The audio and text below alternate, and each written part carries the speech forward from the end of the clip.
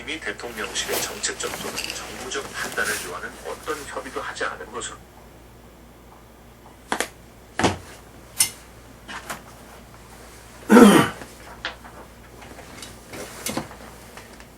안녕하십니까. 이 시간은 의학적 증상 비주얼 가이드 이 책을 제가 구입하라고 했죠. 이 책에 대한 내용을 강의를 하는데요. 두 번, 9월 달에는 두 번 하겠습니다. 9월 2일 첫째 주 월요일 하고 9월 30일 마지막 주 강의, 그렇게 해서 두 번 강의를 이번에는 연속으로 하겠습니다. 먼저 9월 2일 강의를 들어가기 전에 여러분들 이 교재를 보시면은 쪽수가 14쪽입니다. 그러기 전에 13쪽 온몸 증상 가이드, 제1부 순서 온몸 증상 가이드를 진행을 하는데요. 한 장을 넘기면은 14쪽 15쪽 이렇게 양면으로 이렇게 14쪽 15쪽 이 두 개를 이렇게 같이 동시에 눈으로 보면서 제 강의를 들으시기 바랍니다. 거기 보면은 증상 가이드 그 내용 중에 14쪽 15쪽에 걸쳐서 플러스가 1개짜리 플러스가 2개짜리 원으로 이렇게 되어서 가운데 플러스가 있어요. 플러스가 2개 3개 이렇게 있습니다. 이거에 대한 설명은 몇 쪽에 나오냐면은 9쪽입니다. 9쪽 우측 상단에 보면은 뭐라고 나오냐면은 다음 기호들은 내원이 필요한지와 얼마나 빠르게 행동해야 하는지를 나타내고 있다. 내원이라는 것은 병원에 검진하러 방문하러 치료받으러 가는 것을 내원이라고 합니다. 플러스가 하나 있는 경우가 있어요. 이때에는 특별한 치료가 없어도 대개 사라지는 증상들입니다. 하지만 증상이 지속되거나 아이들 같은 특정 집단의 경우 병원에 가도록 권고하는 글을 따로 적어두었다라고 말하고 있고, 플러스가 2개짜리가 있어요. 며칠 내로 병원, 치과 포함해서 내원에서 진료나 검사를 받아 치료가 필요한지 알아보는 것이 좋을 경우 플러스 2개입니다.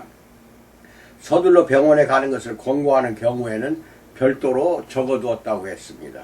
그 다음 플러스 3개짜리입니다. 3개짜리 최대한 빨리 119에 전화를 해서 구급차를 부르거나 응급실로 가서 진료 또는 처치를 받아야 합니다. 응급 상황이라면 따로 이 내용을 언급해 두었다라고 말합니다.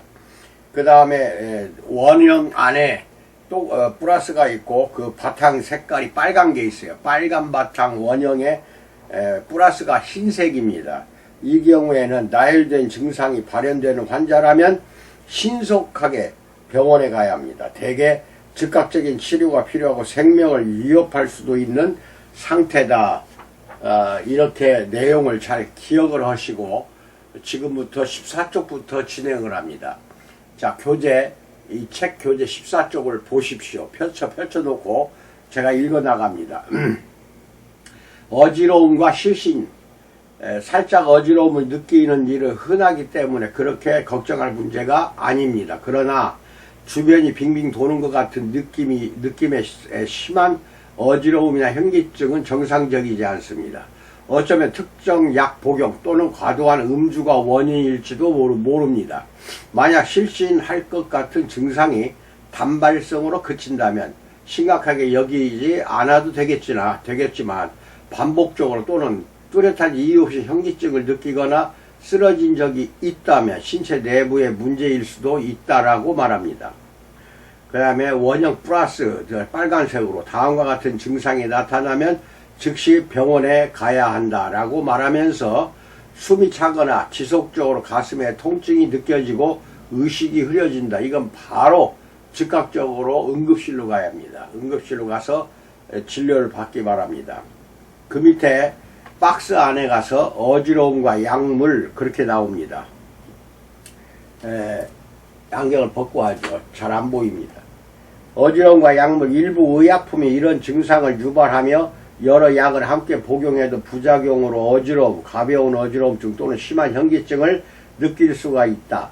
대표적인 약으로는 특정 항우울제, 항경련제, 여러가지 항고혈압제, 진정제가 있다. 여기서 항경련제라는 것은 경련을 일으키는 것을 멈추게 하는 것을 항경련제 이렇게 이야기합니다. 그 다음에 임신 중 현기증이 있어요. 임신 중에 현기증을 느끼는 경우는 꽤 흔하며 대개 걱정할 일은 아닙니다. 이런 현상은 호르몬 변화로 혈관이 확장되면서 혈압이 떨어지기 때문에 일어난다.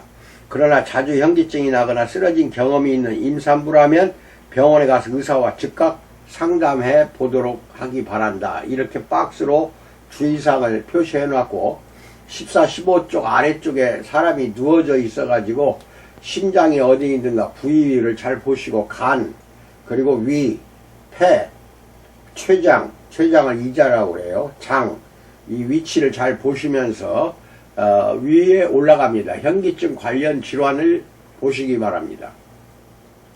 양성자 세현훈 이석증이라고 합니다. 이게 귀 속에서 돌이 굴러다니는 소리, 이석증. 머리를 움직이면 순간 현기증, 주변이 움직이거나 빙빙 도는 듯한 감각이 난다. 보통 이명, 귀에서 나는 소음이나 청력 손실과는 관계없는 질환이다. 이렇게 이야기해요. 플러스가 2개 나옵니다. 만약에 귀 속에서 이상 증세가 계속 나타난다면은 병원에 가기 전에 먼저 무엇을 하냐. 면봉, 하얀 면봉 있죠. 이런 집에 이런 면봉이 있을 거예요. 사두세요. 한 통을 꼭 사놓으세요. 이 면봉은 귀, 코 이런 데에다가 셀제를 적셔서 집어넣는 용도로 사용하시는 겁니다. 코에도 코에 축농증, 비염, 귀 속은 이명증 또는 이제 중이염 같은 경우 셀제를 저녁에 잘 때 집어넣고 아침에 일어나면 또 집어넣으세요. 귀머거리도 그렇게 합니다. 귀머거리도. 그리고 그 다음에 미로염, 속귀염이라고도 나오네요. 머리를 움직일 때 현기증이 더 심해진다. 그 외에 이명과 청력 상실이 생길 수 있으며 열이 나거나 귀가 먹먹한 증상이 나타나기도 한다. 플러스가 2개 있다. 플러스가 2개면 방금 이야기한 대로 며칠 내로 병원에 내원해서 진료나 검사를 받아서 치료가 필요한지 알아보는 것이 좋다.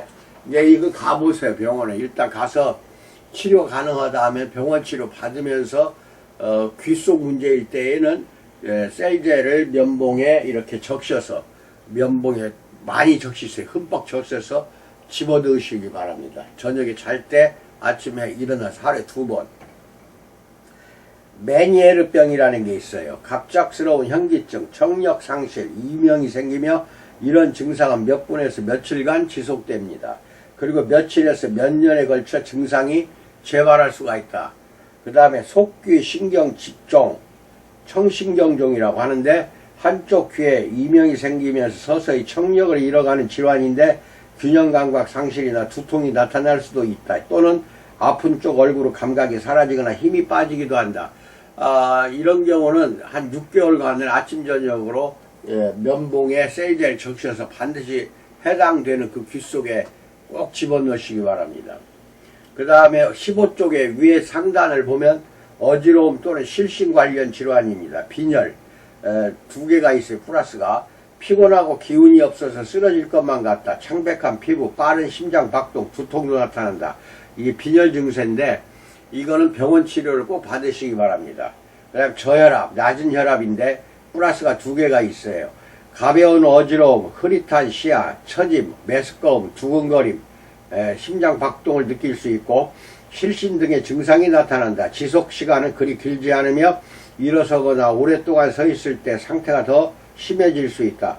노인이거나 증상이 계속되거나 의식이 완전히 돌아오지 않는다면 빨리 병원에 가야 한다. 그 다음에 심장 박동 문제, 부정맥이에요. 빠르거나 느린, 규칙적이거나 불규칙한 심장 박동을 느낄 수 있는 질환이다. 어지러움증도 동반한다. 때로는 숨이 차거나 가슴에 통증을 느끼기도 한다. 단발성으로 끝나지 않는다면 의사와 상담해 보는 것이 좋다.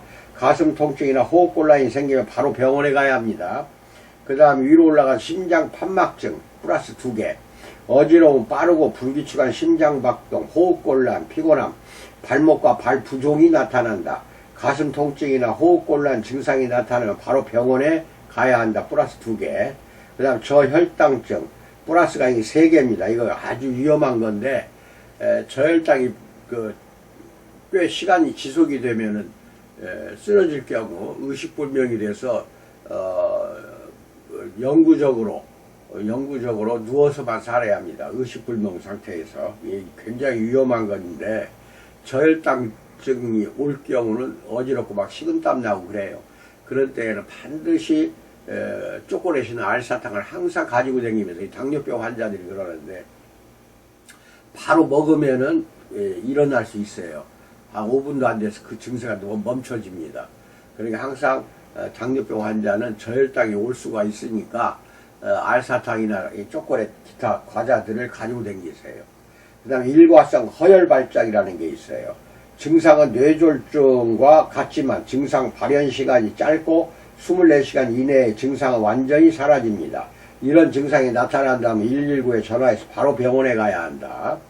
그 다음에 플러스 3개가 있어요. 뇌졸중. 어지러움을 느끼고 균형감각과 운동 능력이 상실되고 한쪽 얼굴 또는 신체 한쪽만 힘이 빠지거나 마비되기도 하고 말이 어눌해지거나 뭔가를 삼키기 어렵거나 시야가 겹쳐 보이는 증상이 갑자기 나타난다. 이런 증상이 나타난다면 119에 전화해 바로 병원으로 가. 이게 응급치료를 받아야 됩니다. 이게 플러스가 3개 있죠. 뇌졸중 환자는 병원에 가서 응급처치해가지고 일단 살려내야 돼요. 살려낸 다음에 병원에서 후유증이 이제 치료가 다 끝나고 퇴원하고 나서도 후유증, 손발이 굳어버린다든지, 말이 어눌해진다든지, 이런 여러가지 증상이 나오면은, 셀제를 머리끝에서 발끝까지 바르고, 날마다 하루에 한 번씩 한증을 하셔야 돼요. 한증은 다음에 씻어내지 말고 바로, 욕조에 뜨거운 물 받아놓고 들어가서 욕조 속에서 셀젤이 발라져 있어 땀이 흐른 그대로 그 상태에 들어가서 한 10분 정도 있다가 나오는 걸 6개월 하세요. 하루에 한 번씩 6개월. 잘 먹고야 합니다. 그 다음 심장 판막증, 어지러움, 빠르고 불규칙한 심장박동, 호흡곤란, 피곤함, 발목과 발 부종이 나타난다. 가슴 통증이나 호흡곤란 증상이 나타나면 바로 병원에 가야 한다. 그 다음에 저혈당증, 이거 했네요. 오른쪽으로 다시 갑니다. 가벼운 머리 외상, 어디서 부딪히거나 머리를 크게 타박상을 입었을 때 외상을 입은 부위에 혹, 멍, 출혈이 생기며 가벼운 두통, 메스꺼움, 약간의 어지러움증이 나타난다. 플러스가 2개죠. 심한 머리 외상, 큰 타격을 받을 정도의 부상을 입은 경우인데 의식소실, 기억상실, 구토발작, 행동 변화가 나타난다면 119에 전화해서 바로 병원에 가서 응급처치 치료를 받으신 뒤에 퇴원하고 나서 셀젤로 이것도 방금 이야기한 대로 머리끝에서 발끝까지 바르고 한증을 계속하고 입욕도 해야 합니다. 하루에 한 번씩. 그 다음에 일사병 플러스 2개가 있어요. 요새같이 낮에 온도가 30도 40도가 되는 그런 곳에서 햇빛에 장시간 노출되면 일사병에 걸려요. 현기증, 두통, 처짐, 심한 갈증, 근육 떨림, 메스꺼움, 구토 증상을 보인다. 또한 맥박이 빨라지고 소리하고 짙은 색 소변이 나오기도 한다. 그 다음 경부 척추증 플러스 2개, 머리를 빠르게 움직일 때 어지럽고 휘청거리며 사물이 겹쳐 보이는 질환이다. 가벼운 통증에서 중간 정도의 통증이 목부터 뒤통수까지 이어진다. 이것은 해당 부위에 병원 치료 받으면서 해당 부위, 그러니까 경부, 척추 이런데 목 뒤, 앞에 이런 뒤통수까지 그때마다 셀제를 하루에 여러 번 바르시기 바랍니다. 그 다음 간질발작 플러스 2개, 의식을 잃으면서 전신이 통제되지 않는 경련을 일으키며 발작하는 질환이다.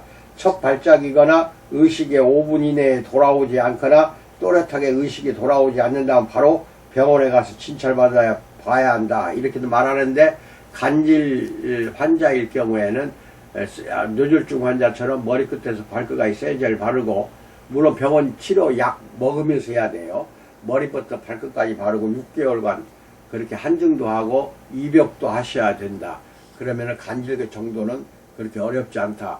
이 셀젤이 그래서 그렇게 고마운 것입니다. 셀젤은 분명히 말씀드리지만은 세포를 부활시키는 용도로 사용하는 것이지 치료 목적이 아닙니다. 치료는 병원에서 하는 행위예요. 우리 일반인이 하는 게 아닙니다. 치료라는 말 자체를 사용도 하지 마세요. 셀제는 치료하는 게 아니고 세포를 부활시키는 하나의 도구로 사용되는 것이 셀젤이다. 이렇게 항상 명심하시고 고객 상담할 때 유의하시기 바랍니다. 아시겠죠? 셀제는 치료제가 아니라 부활제입니다. 세포 부활제. 그래서 온몸이 다시 되살아나게 만든다. 여기까지 9월 2일 강의를 마치기로 합니다. 제가 말을 빨리 했기 때문에 이해가 안 될 때에는 2번 듣기 바라며 2-3번 듣고 나서도 이해가 안 되면은 저에게 전화를 하셔서 문의하시기 바랍니다. 이상으로 9월 2일 강의를 마치겠습니다.